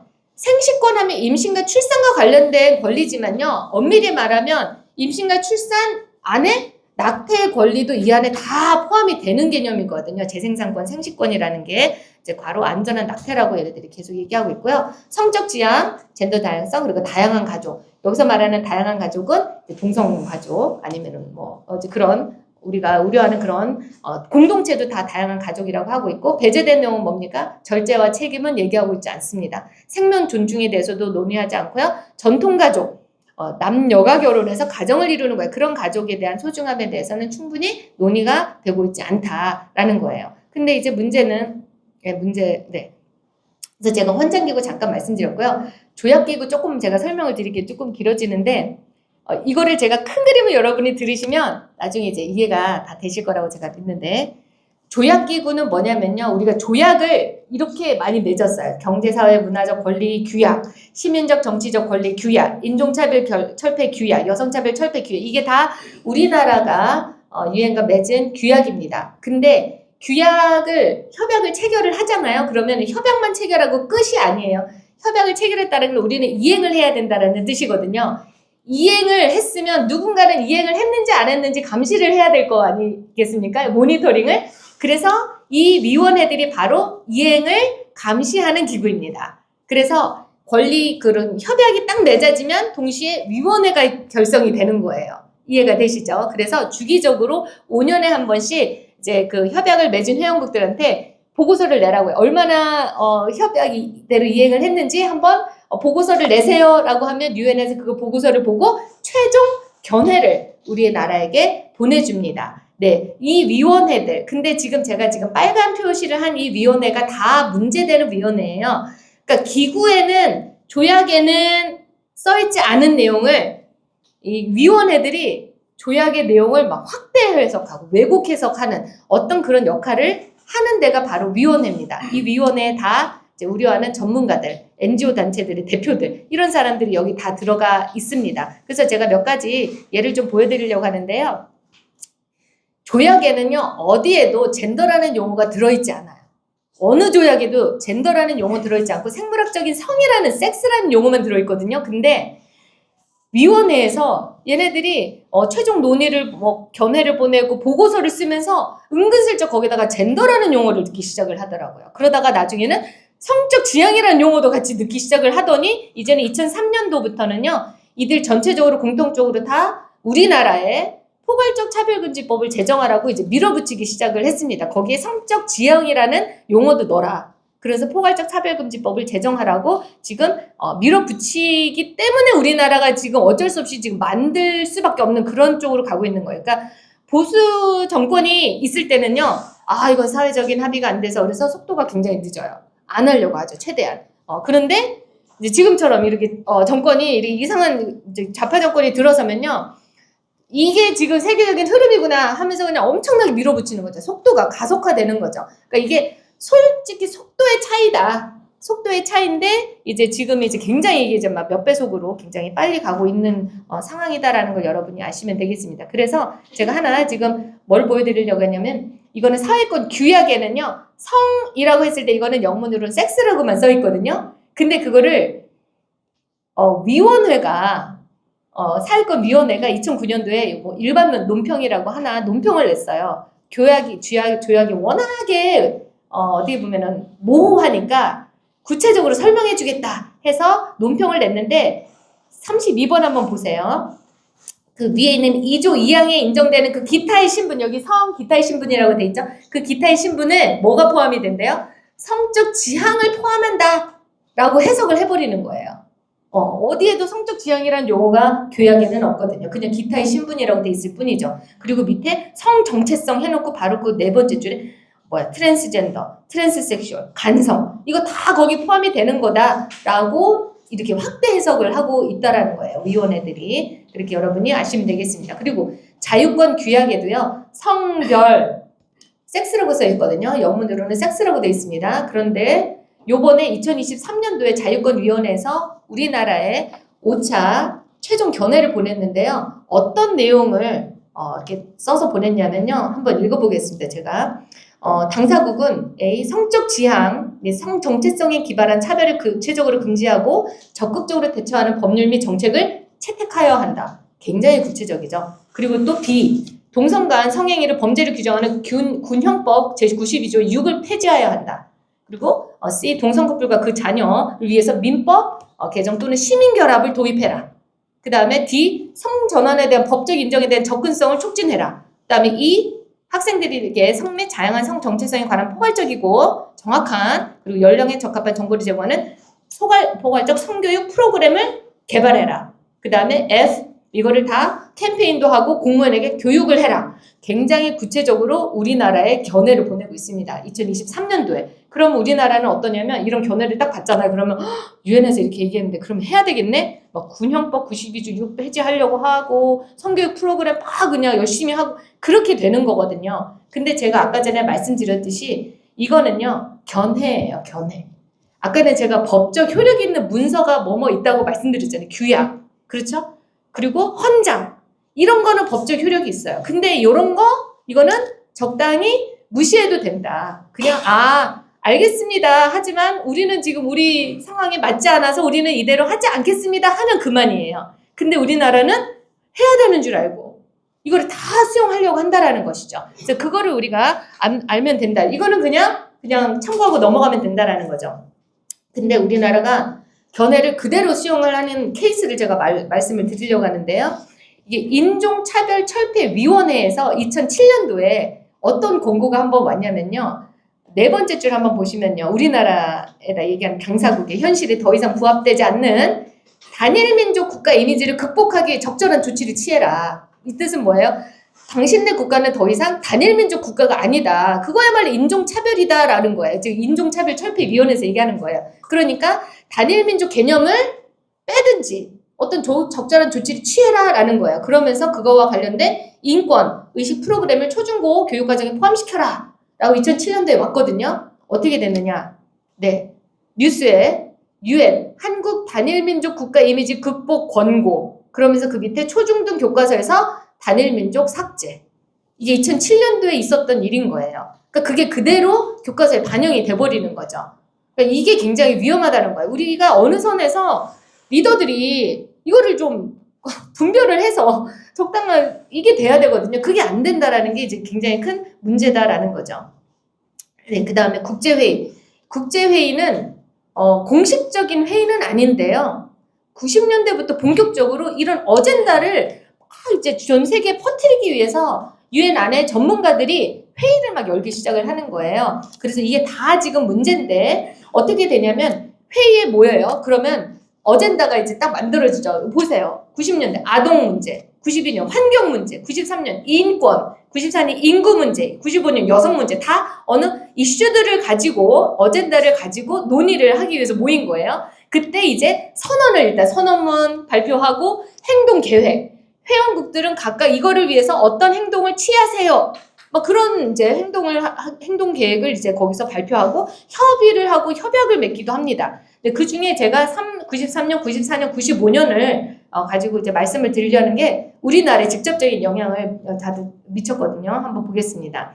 세계 인권 대회는 뭐냐면요. 유엔은 원래 인권을 보호하기 위해서 만드는 대회 기구죠. 근데 93년도에 인권의 논의가 바뀌어요. 소수자의 인권에 집중하기 시작합니다. 보편적인 인권이 아니라. 네, 근데 그 당시에 아직 성소수자 얘기는 아직 안 나왔어요. 90년대는. 그래서 소수자의 권리에 집중해야 되니까 이제는 뭐예요? 각 회원국들은 인권기구를 설립하고 법을 제정하고 교육을 하세요. 교육을 시키세요. 라고 해서 우리나라에 만들어진 게 바로 2001년도 국가인권위원회예요. 그래서 8년 동안 그게 우리나라에서 엄청나게 논의가 돼요.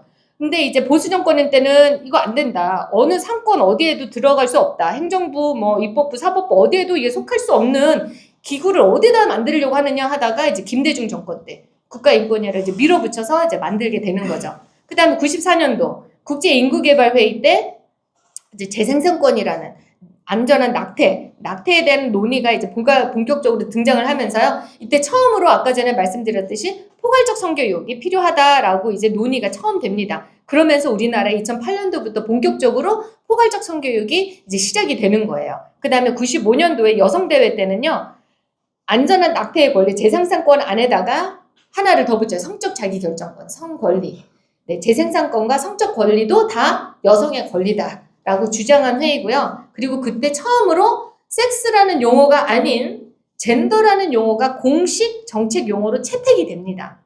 이때는 굉장히 생소한 용어였어요. 매우 많은 회원국들이 젠더가 도대체 뭐냐, 정의를 해라. 그래가지고 이거 가지고 굉장히 논란이 많았던 회의가 바로 여성대회예요. 그런데 이제 결국은 젠더라는 용어가 채택이 되고 다시 포괄적 성교육을 강조를 해요. 그래서 이 여성대회를 근거로 해서 우리나라에 와서 만들어진 게 이제 지금 바뀌었죠. 여성가족부에서 지금 이제 성평등 가족부로 바뀌었는데 역시 2001년도 네, 아까 전에 그 대통령이 이제 밀어붙여서 이제 만들어진 기구다라는 거예요. 그래서 굉장히 밀접하게 연관이 돼 있다라는 거를 우리가 알 수 있습니다. 잠깐 한번 보시면요.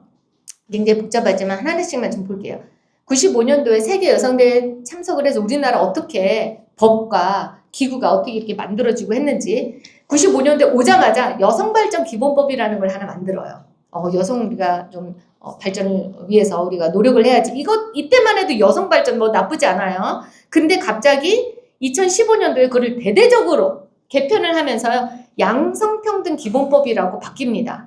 근데 이거를 제가 잘 이렇게 봤더니요. 모든 기구, 정책, 모든 법 안에 양성, 남녀의 어떤 영향을 골고루 다 배치하고 고려했는지를 평가하는, 그래서 양성이 진짜 평등한지를 이거 결과적으로 평등하게 하는 것을 만들기 위해서 만들어진 게 바로 양성평등 기본법인데요. 이거를 잠깐 한번 제가 말씀을 드리자면 일단은 어떻게 되는 거냐면 성주류화가 모든 거를 다 성평등의 시각으로 보라는 거예요. 예산을 쓸 때도 이게 양성에 다 들어가느냐, 성평등의 시각으로 보라는 게 바로 성주류화거든요. 일단 성별 영향평가라는 거를 처음에 하라고 합니다. 이게 뭐냐면 양성이 다 골고루 이것을 받는지, 예산을 이제 영향을 받는지, 양성이 평등한지를 평가를 일단은 해요. 그게 이제 15조 항에 들어가 있습니다. 그리고 평가를 하고 나면 이제 뭐가 나옵니까? 통계를 돌리겠죠. 얼마나 남녀 평등했는지. 근데 성인지 통계라고 해요. 통계를 돌리면 어쩔 수 없이 여성이 불평등한 것처럼 수치가 나올 수밖에 없어요. 왜냐하면 사회활동이나 그런 걸 할 때도 아무래도 비율적으로 남성이 더 많거든요. 그리고 여성들이 남성들보다 여러 면에서 회사를 다닐 때도요. 여성들은 이제 출산 휴가도 있고요. 그런 휴가 때문에도요. 여러 가지 이제 결과적으로 봤을 때 예산이 아니라 그 월급을 좀 덜 받기도 합니다. 근데 그거를 얘네들은 이제 다 그냥 결과적인 수치만 딱 보고 n분의 1 딱 하니까 여자들은 덜 받아. 60%밖에 못 받아. 이제 그런 식으로 결과가 나올 수밖에 없는 구조로 지금 만들어져 있거든요. 그래서 성인지 통계를 딱 돌리니까 여성이 불평등해. 그러니까 어떻게 됩니까? 교육을 해야 돼. 그래서 성인지 교육을 합니다. 그래서 지금 성별 영향평가와 성인지 통계를 어디서 하냐면 한국여성정책연구원에서 해요. 그리고 성인지 교육은 그럼 어디서 합니까? 한국양성평등교육진흥원에서 하는데요. 문제는 이 양성평등교육진흥원에서 모든 각종 잘못된 성교육, 이게 내용이 다 여기서 만들어지는 거예요. 성평등 교육과 무슨 뭐 성폭력 교육과 뭐 그런 교육들. 그렇죠. 그래서 아마 교수님도 직접 여기 양성평등교육진흥원에 직접 전화도 하셨었던가요?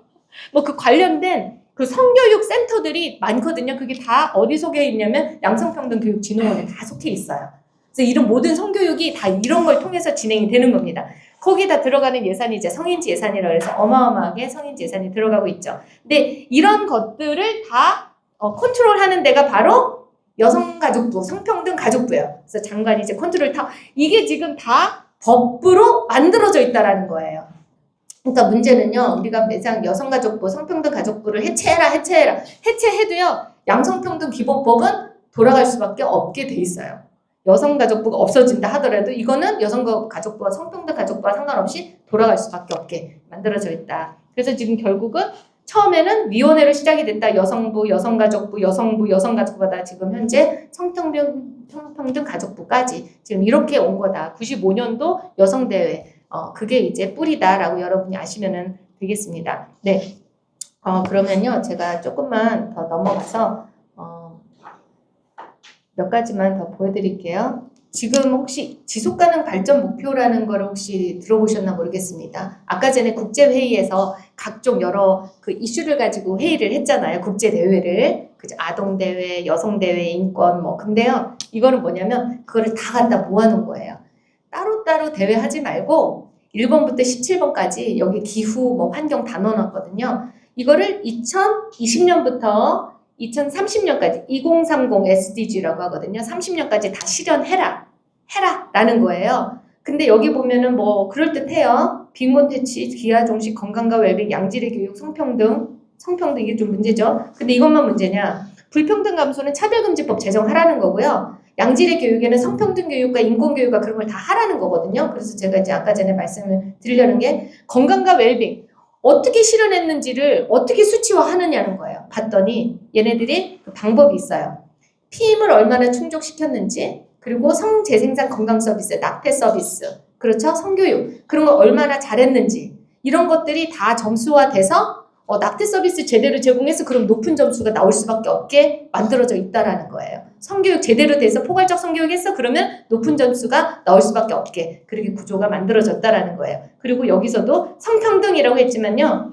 이런 관련된 정보를 제공을 했고 교육을 했고 그리고 낙태 관련된 법, 합법화된 그 법이 제정이 돼 있느냐 그거를 또 기준으로 보거든요. 그래서 제가 밑에 예를 들었죠. 피임 및 낙태 보장법이 제정이 되면요. 높은 평가를 받도록 이게 시스템이 만들어져 있어요. 그래서 우리나라 지금 낙태가 합법화하려고 지금 전면 합법화하려고 지금 모자보건법 개정하려고 지금 하고 있지 않습니까? 이게 다 이거를 시행하기 위한 거거든요. 근데 이게 문제가 우리나라 교육에 다육에 촘촘히 다 들어가 있다라는 거예요. 아까 전에 4번이 양질의 교육이잖아요. 교육은 유네스코에서 담당합니다. 그래서 유네스코에서 이 SDG를 시행하기 위해서 유네스코에서 무엇을 어떻게 할 것인가 교육 포럼을 2015년도에 했는데 어디서 했습니까?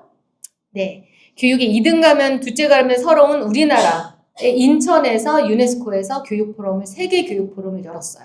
그래서 여기에서 굉장히 많은 논의가 돼요. SDG 17개 항목을 어떻게 실행을 할 것이냐 그거를 교육과정에 다 넣자 해가지고 우리나라 2015년도 2022년 교육과정에 다 촘촘히 다 집어넣습니다. 그리고 그때부터 본격적으로 세계 시민 교육을 강조를 합니다. 네, 한번 보면은요. 근데 이게 뭐냐면요.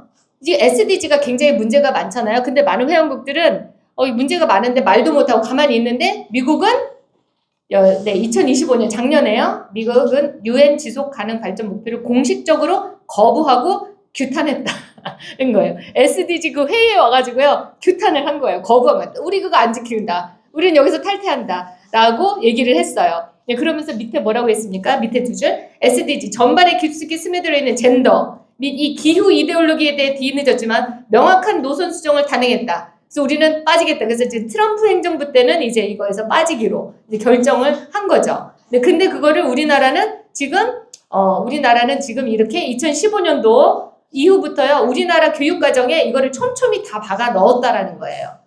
그래서 지금 젠더 성평등 교육 SDG 5번 실행을 하기 위한 거고요. 다 지금 제가 옆에다가 번호를 놨잖아요. 이게 다 SDG를 시행하기 위해서 지금 애들에게 지금 교육을 시키고 있는 거다. 그러니까 단순한 이제 성평등, 성교육만의 문제가 아니다라는 것이죠. 그 중에 하나가 지금 또 세계시민 교육인데요. 세계시민 교육을 지금 어떻게 하고 있느냐면 2015년도 교육과정에 세계시민을 강조하기 위해서 애국심 교육을 더 이상 하지 않기로 했습니다.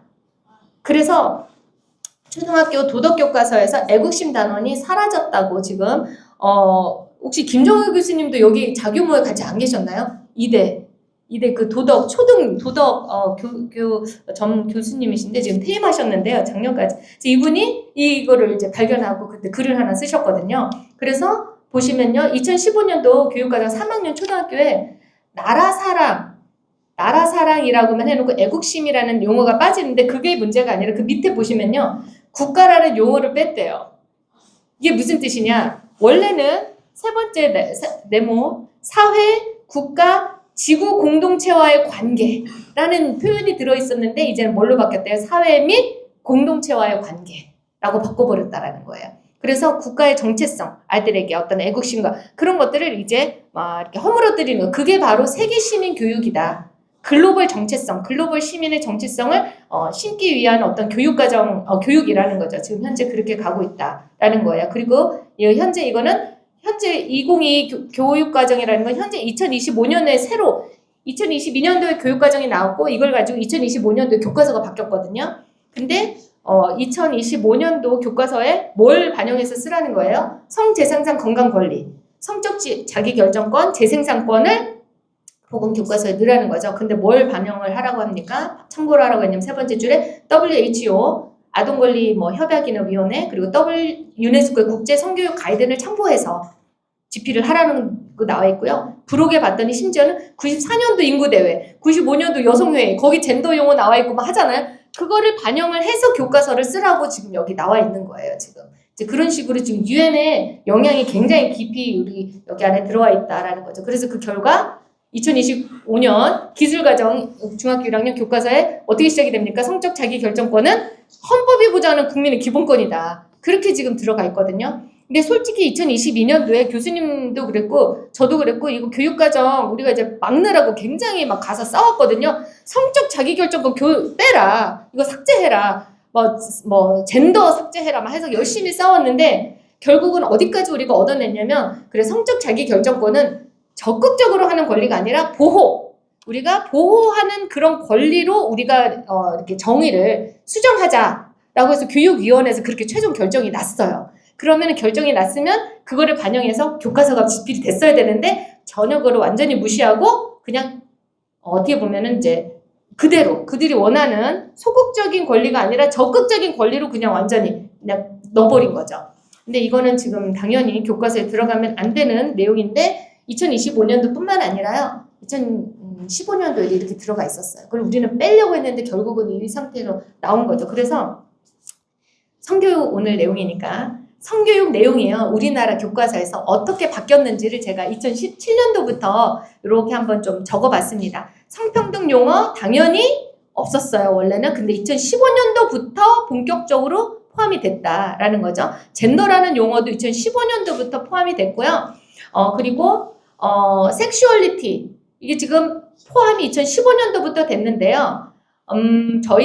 우리가 열심히 성평등 용어를 빼려고 열심히 싸웠었거든요. 근데 뺀 게 어떻게 바뀌었냐면요. 수정이 됐는데 성에 대한 편견, 양성평등이라고 살짝 수정은 됐거든요. 근데 예를 들자면 성적 자기결정권은 적극적인 의미로 수정이 안 됐죠. 그 다음에 성소수자 막 이렇게 싸웠더니 수정이 됐는데 어떻게 바뀌었냐면 성별 등으로 차별받는 소수자 그렇게 수정이 된 거예요. 성소수자 빼라 그랬더니 이렇게만 수정이 됐다라는 거. 네, 그래서 지금 현재 지금 굉장히 심각한 상태다라는 거예요. 이런 내용들이 다 이렇게 촘촘히 들어갔다라는 거. 그래서 이거는 그냥 넘어가겠습니다. 지금 성문화센터에서 어떤 여성적인 성교육이 있는지는 아마 교수님이 좀 자세히 말씀을 하실 것 같고요. 네, 그래서 지금 흐름은 결국 이 모든 게 다 이제 좌파 이데올로기에서 시작이 된 거죠. 어떻게 보면요. 그러다가 이제 유엔을 통해서 이런 것들이 국제적으로 흘러가기 시작을 했고 어떻게 흘러갔습니까? 협약을 맺고 위원회가 결성되고 등등 하면서 거기에 영향을 받아서 우리나라 각종 대회를 통해서 인권대회를 통해서 우리나라 국가인권위원회가 설립이 됐고요. 그래서 국가인권에서 헌법을 바꾸려고 했었거든요. 성 넣으려고 했었죠. 성적 지향이라는 용어가 들어갈 뻔했습니다. 2017년도 그때 개헌 시도할 때. 그리고 국제인권대회를 통해서 성교육이 이제 우리나라에 들어왔고요. 여성대회를 통해서 우리나라에 이제 성평등 가족부가 만들어지면서 외설적인 성교육을 주관하고 있는 이런 상태다. 굉장히 깊이까지 들어왔다라는 것이죠. 그럼 우리는 어떻게 돼야 될 것이냐, 우리 다 맨날 고민하는 내용들을 제가 간단히 정해봤습니다. 일단은, 그 좁은 차원에서, 그리고 나중에 넓은 차원으로 이렇게 정리해봤는데요. 일단 가정 안에서, 어디서 우리가 애들한테 믿을 수가 없어요. 맡길 수가 없어요. 우리 자녀, 우리 외손주들, 가정 내에서 가치관을 가르쳐줘야 되는 거죠. 성에 대한 것뿐만 아니라 가치관 전체, 책임이나 권리가 아니라 의무, 책임을 가르쳐줘야 되는 거죠. 그러니까 가정 안에서 교육이 일단 돼야 된다. 그 다음 성교육, 학교 내 성교육 과정을 모니터링을 우리가 일단 해야 됩니다. 뭐라고 말을 해야 학교에서도 멈칫하거든요. 그 다음에 이제는 좀 더 나아가서 시민사회, 학부모 연대를 통해서 이제 법적으로, 제도적으로 대응을, 그러니까 우리가 어떻게 보면 나름 법적으로, 제도적으로 대응을 또 하고 있는 부분도 있지 않습니까? 그리고 장기적으로 우리도, 문화를 확산을 하고 콘텐츠를 만들어가지고 계속 다음 세대를 밖으로 만들어 나가야 되겠죠. 이게 우리 나름대로의 다 장기적인 대응 방안이라고 볼 수 있겠습니다. 네, 여기까지 하겠습니다. 네, 수고하셨습니다. 고생 많으셨고요. 네. 이거 정리하느라고 고생 많으셨습니다. 지금 동성애 반대 운동 하시는 분들 인원 굉장히 교수님들도 많고 목사님들 많이 계시는데 제가 서두에도 말씀을 드리는데 아마 또 오파 운동 하던 분들 중에서 정말로 가장 오래 하던 그 그룹 중에 한 분이라고 생각을 하시고 그런 생각이 들고요. 만족하시죠? 네, 그 포괄적 성교육의 모든 것을 다 설명하셨죠?